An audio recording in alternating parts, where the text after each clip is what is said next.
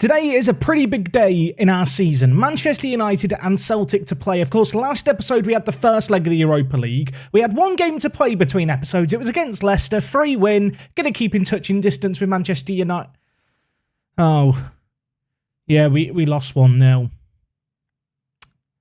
Yep. Welcome back to Park to Prem.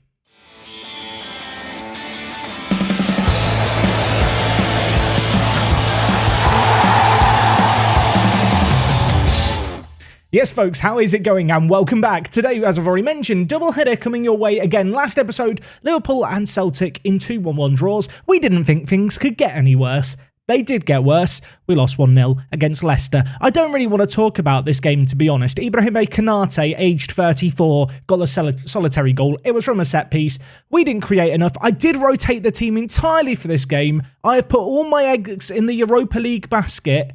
And it's only the second knockout round. And with how the league table looks, where suddenly Everton in 5th are only 1 point behind us, Arsenal now only 2 points behind us in 6th, I mean, I'm going to be frank with you, it's a bloody mess. We need to win both games today, ideally. The game against Manchester United was already big if we wanted to win the league. Now it's just big if we want to stay in the Champions League.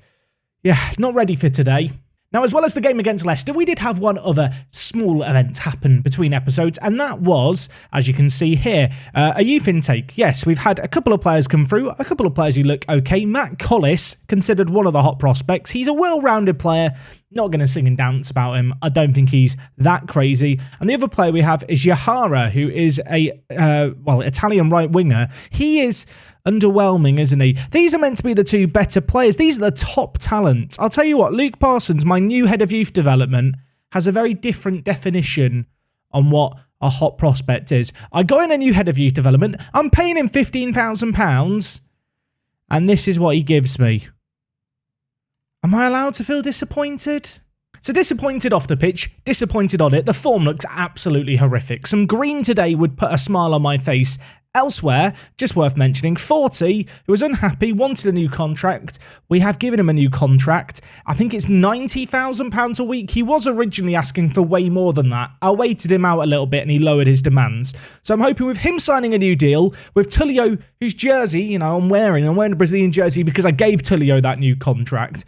There was these unhappy players. I'm hoping now that they're all getting given what they want, which is just money, they're going to start feeling a little bit happier. There was a comment on yesterday's video with regards to how tight, I suppose, I was being with my money in terms of not offering certain players a load of money. I'm going to be honest, I don't think Tulio is that amazing. That might seem like a mental assertion. I'm not saying he's bad. I just think even for a Champions League club, I probably wouldn't label him as a £200,000 a week player. Now, of course, we are now paying him £150,000. I mentioned it last episode, but I know we have all this money. I know we have all this cash. The reality is that our actual wage budget doesn't have that much give in it. We've only got about £200,000 excess. And so if I was suddenly to offer all the players who probably deserve £150,000, £150,000, we wouldn't have any money. It might feel a little bit odd. I'm hoping the wage budget is going to continue to scale up over the next few years, but especially because we're not yet a Champions League side. I didn't really want to give players £200,000 a week in the summer, and I did it. I kind of regret it now, but basically, Football Manager, you give a couple of players big wages, all the other players in the dressing room look around, compare their paychecks to those high earners, and kind of want parity with them in terms of what they bring to the team and how much money they should be given. I mean, you only have to look at a few of the players who are criminally underpaid in our team. Players like Middleby on £42,000, even Severin to an extent on £60,000, Mario Ruiz on £60,000. He is the kind of player who probably should be earning double that, and probably would be earning double that if he asked for it, because I've come to the realisation I can't afford to leave players pissed off about the wages. Of course, I've offered players new contracts, some of them have signed them, and we've gone on to lose against Leicester, so I'm hoping that it was just kind of a bit of a lag in the effect of positivity that hopefully new contracts is going to bring. We are going to get into today's game. We are taking on Celtic in match number 1. Of course, the first leg was 1-1. We're at home for this one. No away goals, so just a win in this game, and we are donezo. In terms of the team, we are pretty much at full strength. I am going to make the decision to drop Ulrich and bring Payrat in just at centre mid on defend. Elsewhere, though, it's a very much a full strength team. You already saw it in the Leicester lineups. We completely rotated our team ahead of this game. I put faith in the reserves. They let me down. The gamble didn't really pay off in game 1. I now have to hope the gamble to rotate things does pay off in this game here. I'll level with you, and I don't know if you can feel the energy. I am a little bit nervous for this one. I just feel like now with our season, the Champions League, obviously top 4 finish is there. I want to get that. But I do feel like we do need a run in the Europa League. Having gone out the FA Cup, having gone out the League Cup way earlier than we would have expected and way below the board expectations, I do feel like if we were now to crash out the Europa League here, that pressure really would start to build on our shoulders, and suddenly our league form becomes essential over the next few months, and we've got tough games on the horizon, like the game against Manchester United. But anyway, we'll see how we go in this one. We were at home, early stages look good, we were having a lot of the ball, not creating enough with it. Let's get some early words of encouragement for the players. As, well, we're creating stuff, but without seeing any highlights. Until now, there's a corner, De Silva. Where's Tullio's forehead? McIntosh was the man under it. Couldn't get there. Cleared only as far as Junior. Now De Silva in the wide area. Back, well, attempted to play it back to Junior, but we've given away the ball. Celtic maybe looking now to capitalise on the break. Given how this game's gone, I think a counter-attack goal is kind of Celtic's route into this game. We're having a lot of the play, but we need end product. We need to create something, and maybe there's a chance here. Gurajaga and Carlier with the little give and goal. Go. Gurajaga pulls it back to Carlier. It's blocked away. Was that the highlight? If that was the highlight, that was underwhelming. It wasn't the highlight. Payrat comes in. He does a little Naruto run celebration. Was that a really bad goal, or was that just me? Maybe I'm being harsh here. That was a bit of a P-roller, wasn't it? He baby-legged it from about 25 yards out, and it's just rolled in. I can only assume that going through a body of players here, the goalkeeper just couldn't see it. You know what? Doesn't matter how it's gone in. We've taken the lead in this game. I now really want us to build on this. I really want to turn this into a rout. And well, the highlights and the stats would suggest there are more goals in it for us if we go for them. So let's see what we can do here. Carlier, wide to Sanchez at right back. Should give it back to Payrat. Does. Goal scorer. Whips it in. Carlier heads it just the wrong side of the post. Of course, the 1-1 draw against Celtic in the first leg was less than ideal. I know that one goal might not be enough against them. We need another here, especially at home. You'd back us to get it. Well, maybe we're going to look to build from the back because it's with Tullio here. Now with McIntosh. Gives it back to Tullio. I've paid him £150,000. I'm expecting him to just play a defence-splitting pass from centre-back Tullio whenever he gets the ball. Nice build-up play here, oh my word. De Silva hits it from range, and De Silva in goal saves it. There's De Silvas everywhere today. All we need is a player called Bronze, and we will have had Stephen Gold, De Silva, and Bronze. I might go look for a player with the name Bronze just so I can make some jokes about it. We really are scraping the bottom of the content barrel. And well, that effort by Gurajaga sums up the mood in the camp after my ramblings. It's a shocking effort that goes over the bar. There is immediately another highlight. Bjorn plays it over to Gurajaga, who's getting a lot of joy in behind. Can he pull it back? No. Tanguy now with the ball for Celtic. Pressing high up the pitch, trying to force errors out of them. Tullio gets his noggin on it. Now with Junior, 40. Down the line to Gurajaga. Options in the middle. De Silva's there, hits it on the volley. I think he's onside. I think it's a crazy finish. He's hit it on the volley into the top corner. I mean, if the VAR official rules this out, he is just not a fan of good football. The good news for us is it is going to count. It's a really, really nice finish. Junior to 40, down the line to Gurajaga, an in-swinging cross, and De Silva just sneaks in, sticks out a foot, goes into the top corner. Keeper, no chance. And you know what? Maybe I'll rest a little easier at night after today, because the stresses of the job have been, they've been creeping up with my virtual manager. It's not been a good period of games, and I know it's easy to just disregard it as a bit of bad luck, but nothing's really changed, in terms of the team. It's just a lack of performances, a lack of goals, something that, well, doesn't appear to be lacking here as we nearly grab a third before half-time. We have now got a corner. McIntosh and Tullio, the centre-back duo, are forward. It's cleared away, though, by Celtic. They're hanging on. A goal here for us right before half-time might well be the nail in the Celtic coffin. With 90 seconds left, they are on the back foot, gifting us possession again and again. Payrat now with it. Tullio. I want to believe more could happen here. I want to believe this isn't just a pointless hangover highlight. De Silva. Bjorn. Through on goal. Hits it. De Silva. Tell you what, he has made some big saves for Celtic in this game. The goalkeeper keeping them in it. Pressure continues to mount. Can we get anything from the corner? No, headed away to safety, and I think with that, it's going to be 3-1 on aggregate at the break.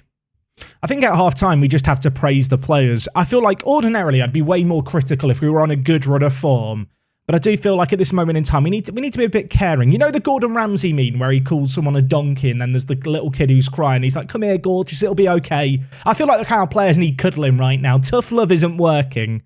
And what I will say is this has been an emphatic performance. Celtic have been absolutely bullied in this game. 66% of possession. They have not had enough of the ball. When they've had it, it's been deep in their own half and they just can't get it anywhere near our goal. 40 with the ball to Gurajaga. We've already demolished Rangers this season. I'd like to do it to Celtic as well. Bjorn is there. Tight angle. Needs to hold it up. Floats it back post. Gurajaga arrives late. His header hits the post, and you know what? I think we're going to make some changes. Payrat on a booking scares me. Let's bring in Fofana. I'm going to bring in Woodward for Gurajaga, and De Silva can come off, I think, for Severin here. Little bit of rotation needed. We need to manage the players' minutes. Don't know if I've mentioned it enough, really. We've been so happy about this game. I've got to have one eye on the Manchester United match. They're 10 points ahead of us at the top of the table.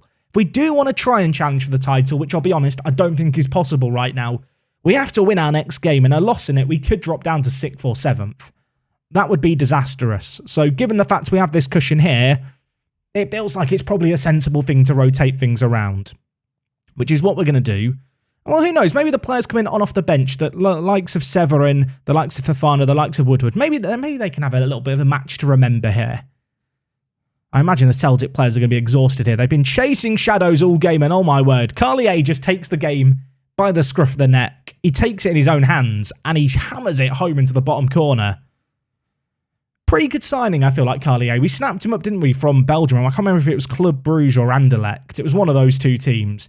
Played him at centre attacking mid. His goal-scoring return has been emphatic. He's been really, really solid for us. 3-0 there. That is game, set and match.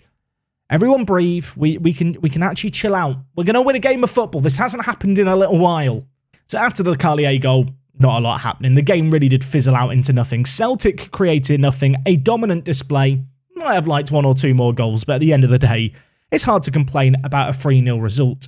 Elsewhere, you can see Chelsea still in the competition and also Everton winning against Freiburg. The cup draw already happened for the next stage. I can tell you now, we're taking on Everton. We're taking on Everton. When is that game? It's on the 6th of April, so it's about 20 days away, 3 weeks away, that we take them on in the quarterfinals. Is it the quarterfinals? It is the quarterfinals. I know the structure of this competition. Not really looking forward to that because against Everton recently, we lost 2-1. And when we played them earlier in the year, we did actually win 4-1 when we played them earlier in the year, but that was a different time. First game of the season. We were so confident back then. Right now, we look lacking in that regard. We need confidence. Hopefully, we've gained a little bit there. I've just noticed we've got an international break. Didn't even realise that. I'll join you guys in 2 weeks for the game against Man U. I mean, you know what? I actually quite like that. Our players can have a little bit of a rest, maybe, except for half of them going on international duty. Yeah, the more I think about it, maybe it's not good prep for the United game, but that's when we're coming back. I'll join you in a sec. Okay, folks, game number 2, Manchester United.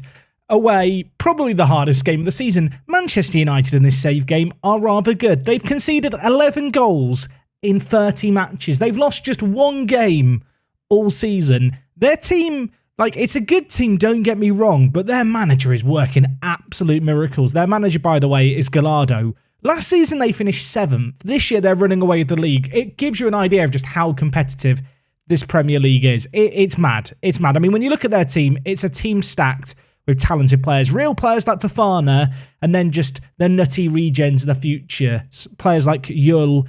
Elsewhere, there is Papadopoulos, who is a very, very good centre mid.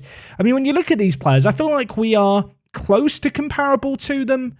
But when you look at the wages, you start to realise just how much more money they are throwing at the majority of their squad. It's going to be tough. There is absolutely no denying that. We really do need a win, though. And the reason we need a win is because if we look at things here, we are now barely sat 4th in the league. A win here would see us go back ahead of Everton. If Newcastle could slip up, that would be a massive, massive benefit to us. Of course, Everton we've just been drawn against in the Europa League next round, so that's not going to be an easy set of games in itself. Worth noting, Liverpool have played one of the games in hand, or rather, not a game in hand, but a game they had to play before ours. So they have played a game more than us and are still behind us. Arsenal, however, still breathing down our necks. And to be honest, even at this point now, Manchester City in 7th, Tottenham in 8th, they're going to be looking up thinking, Champions League's only 6 points away. Yeah, the last 8 games of the season are going to be stressful. So let's chat team news for this game. I'm going to go with the double playmaker setup, I think. I have been experimenting with playing Ulrich as a centre mid on defend, but in general, I feel like the deep line playmaker on defend he plays better in, from kind of the experience that we have. Elsewhere in the team, though, it's full strength. It's as good as it gets. 40 has signed that new deal. I said earlier it was £90,000. It's actually 86,000. We managed to squeeze a few more pennies out of him and save a little bit of cash there. All in all, though, it's a good team. It's a team that is fairly fit, the one exception being Carlier. Of course, international breaks are good for some of our players to get fitness, but we are now kind of at that point where the vast majority of our senior first-team players are all just playing for national teams. So it's not quite the reprieve it once was. Let's get into this game. We've got nothing to lose here. We have got something to lose. And whilst even if we won here, I wouldn't back us to win the title. I cannot stand the thought of not finishing top 4. Our end to the season is not simple. A win here could be massive. Am I expecting a win here? In all reality, not really at all. I mean, look, this Manchester United team is absolutely mad, but we're going to try and upset the odds, and we might have a chance here. Tullio hits Fofana. It's cleared off the line by the keeper. It nearly ended up in the net. I mean, that was a chance of sorts, I suppose, from the corner. It's a good opening for us inside the first 10 minutes. We look on top here, and while Bjorn has options in the middle, he goes down. Haranes has just hacked down Bjorn there. He used his pace to get to the byline. He was ready to cross it into De Silva. I have to assume that the VAR is going to give the penalty here. We have a rare chance to get a goal against Manchester United, a Manchester United team that don't concede many goals, and this would be the dream start. De Silva steps up. He's been fantastic this season, and Dean Henderson has saved it. I mean, that's good, isn't it? And just to make things worse, 17 minutes into the game, Arsenal are winning 3-0 against Blackburn. Of course, Arsenal are a team who, if they win and we lose, I believe would force us out the top 4. So, yeah, not an ideal scenario playing out in front of us right now, but we've got to keep our heads screwed on. It might be squeaky bum time at the end of the season, but we need to just remain calm. We need to just chill out a little bit. Relax. Not relax that much, though. Gomez is through, nearly scores. Probably should have scored. That's a warning. I mean, looking at things here, we're having a lot of the ball, 59% of it. We've had the better chances, of course. One of those chances was a penalty. I mean, 0-0 wouldn't be bad, but we've talked all about our lack of wins lately. Having won against Celtic, a win here could be massive. And while Bjorn is through one-on-one, so much time, and he makes the right decisions at the end of it. It almost looked like one of those moments where he was going to have too long to make a decision. He was going to and ah, and then just smash it straight at the keeper. But in the end, it's a really incisive little dink. Who was it with the ball across? Was it Carlier? It was. And Bjorn springs the counter-attack, gets in behind, leaves Dean Henderson sat on his arse. We've missed a penalty. We've scored a more difficult chance. But we're 1-0 up. And you know what? I feel like we deserve it. If we can hold on to it to half-time. I mean, if we could double it before half-time, absolute scenes. Sanchez tries to get it in. It's headed away. 40 to Junior. The double playmakers seem to be working. We're having so much of the ball. Sanchez now with it. He plays it back to Ulrich. Now with Junior. Could go left to 40. Does so. We're bullying them here. We're looking really good. Sanchez. Carlier. He's got an assist. He's got a goal. Really, really nice finish by the centre attacking mid. Bit of a gamble to play him whilst he wasn't at 100% fitness. He's the one player in our team who didn't have the big, green, shiny heart for his condition, but he's the kind of player who you just have to risk, I feel like, at centre attacking mid. He's come up big. The wing-backs on the overlap on both sides, causing Manchester United all kinds of issues. A really good finish into the bottom corner. 2-0 before the break. Oh, you know what? This couldn't have gone better. I suppose I'd say that. If we'd scored the penalty, it would be going better. Although, if we'd scored that penalty, would it be 2-0 at the break? Would we have gone on to get a further 2? We may never know. It's like the butterfly effect or something. Anyway, simple team talk. Just going to tell the players I'm really happy. Look at all these green arrows and just green happiness. I've not seen so much green on my screen in so long. It's been red and yellow from draws and unhappy players. I'm getting emotional. If we could get a win here, it'd be huge. Coming up to the hour mark, I was thinking about making some changes, but we might even have an opportunity here. McIntosh back header, or back post header, goes over. Unfortunately, Arsenal are winning 4-0, so we're not really building a buffer by winning this game here. assuming we're going to win this game. I mean, there's still football to be played. Carlier is on a booking and tired. We're going to take him off and bring in Severin. Elsewhere, De Silva's not at the best of games. I am going to bring in Middleby over Heinz Winter here. We've got this weird situation where Severin, Middleby, and Winter are all very, very good. They're all getting goals when I play them. I mean, Severin has 4 goals in 7 starts. How many goals does Middleby have? Middleby has 5 goals in 7 starts. Winter hasn't started as many, but he's got 3 goals in the Cup and 3 goals in 2 starts in the league. I mean, we're blessed with attacking talent. We talked last episode about the 2-striker setup. There is part of me wondering about if I could maybe somehow switch to a 2-striker setup permanently.